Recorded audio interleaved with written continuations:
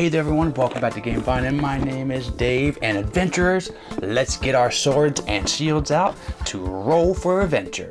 Let's go.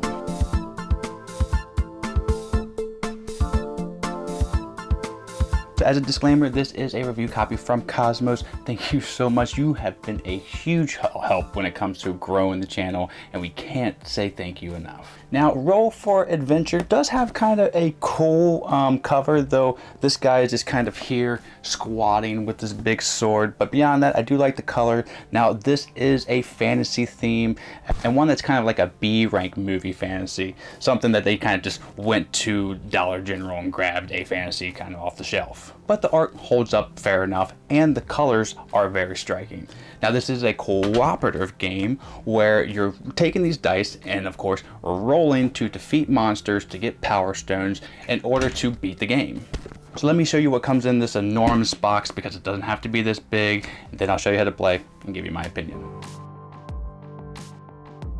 And here is the production of Roll for Adventure. Now, this box is bigger than what the components really needed to be, and I say that because this board, once you see it together, you'll see it looks like it's been shrunk just a tad bit. If it was just enlarged just a tad bit, it would be perfect. Along with these dice, these are some beautiful dice. I love pearlescent dice, and the size is like a medium size, so I'm okay with it, but I just wish they were just slightly bigger and everything would just be perfect. Now, the art on the cards and the color on everything is decent.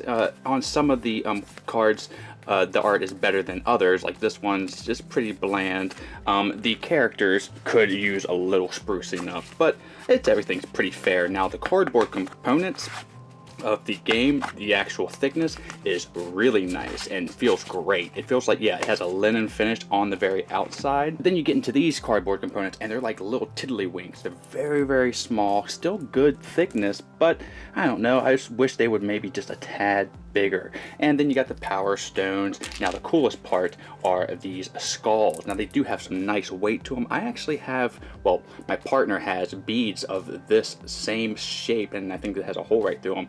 So these are really cool, and obviously you can get them a la carte somewhere. I just don't know where. Sorry. So let's go ahead and put this modular board together, and then I'll show you how to play. This is a game set up for 3 players. Now, this game is really easy to comprehend, though it does take a little bit of time to explain. First, everybody will take their character and their dice.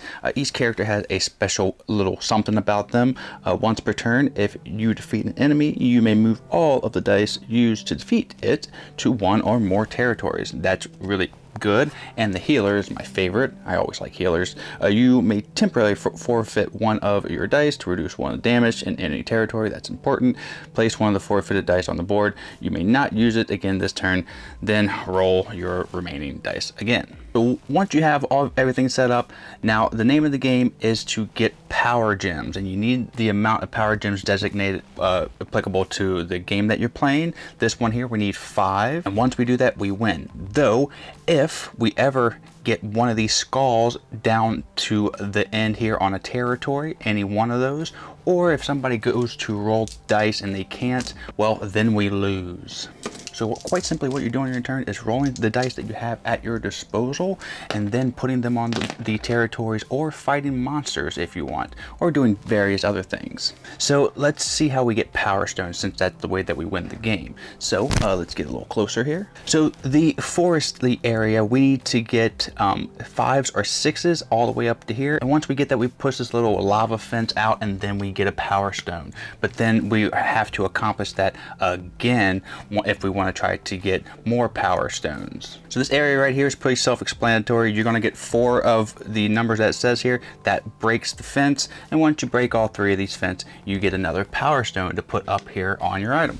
But you have to be aware of where your dice are, because if they do somehow get tossed into the oblivion right here, and that will happen when you're trying to either do something or a monster attacks one of your dice, well, then you're going to have to put your dice over here, no, anybody can do it, to a sum of 10, and then once that happens, this revives all the dice that have been put in the middle. Now the desert area here again is very self-explanatory. You're going to have to get 3 1s, and once you get 3 1s, they go over here, and then 1 gets forfeited. Basically, you can no longer use that, but you do get a power stone.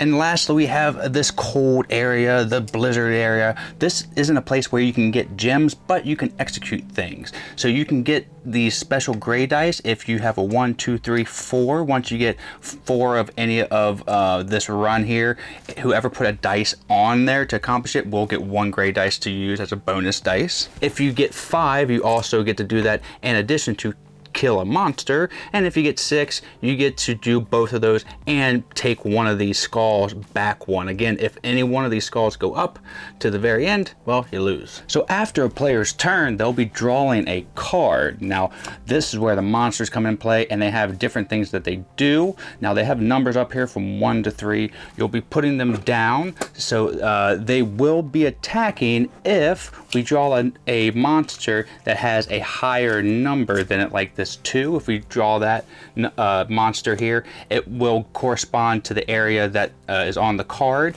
and every monster that is lower than the higher monster will attack. So if we had these 2 1s out, both of these will attack. And when I say attack, I mean the dice here, if they're in the area, they will get knocked out and put into the middle here. Now if there are no dice that the monster can attack, then that's when the skull will check up every time it attacks and can accomplish knocking off dice.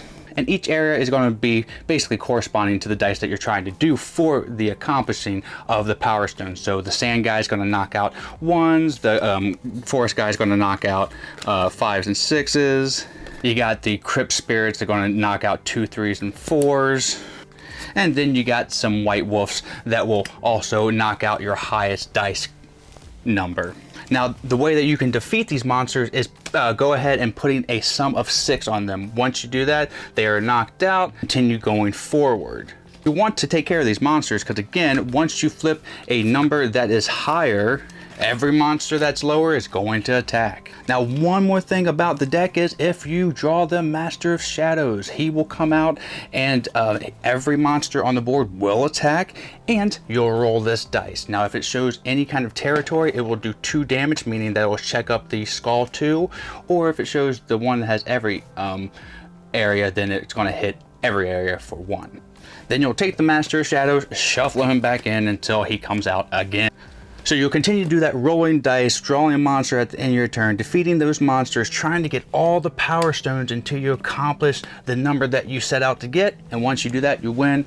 One more time, if any skull goes down here, you go to roll dice and you can't, then you lose. All right, so that's how you play this game. Let me tell you what I think and give this game a grade. Let's go. That is Roll for Adventure, and it's getting an 82 for me, which gets the Gamevine Player Award. And it's right there in like the middle, so it's up the upper tier of the Play It Awards. And I like this. Now again, it is a super generic fantasy theme, and it's super light cooperative, but I like it for that reason. This is a great one to show somebody if they don't know cooperative games, or if they don't know modern board gaming and they like fantasy.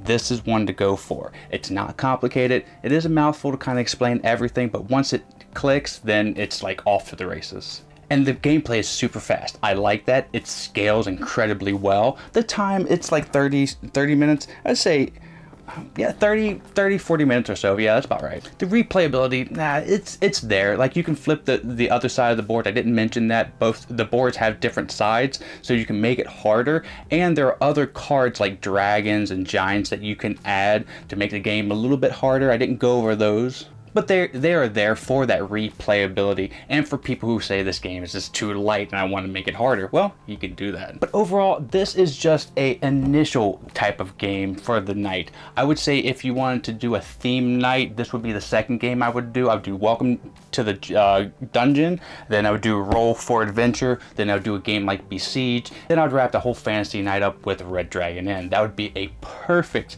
kind of fantasy game night for me, I think. Now, some of the production being smaller than I like, that's where some of the points got knocked off, but an 82 is a great game, so I am recommending this to anyone who likes cooperative games. Fantasy, the theme is not really too heavy, so you're not really gonna be enamored if you like fantasy, but the production and the art is pretty good, so I'm gonna say pick this up if you like those things. Now, again, thank you so much, Cosmos, for providing us with this review copy. You're awesome, and thank you so much, Vine Nation. You're also awesome. If you haven't already, click subscribe, and if you haven't already, click like, and leave a comment down below on what you think of this game, first impression wise. But until next time, my name is Dave, and have a great rest of your day and a great time with all you play. It was nice adventuring with you guys. I'm out.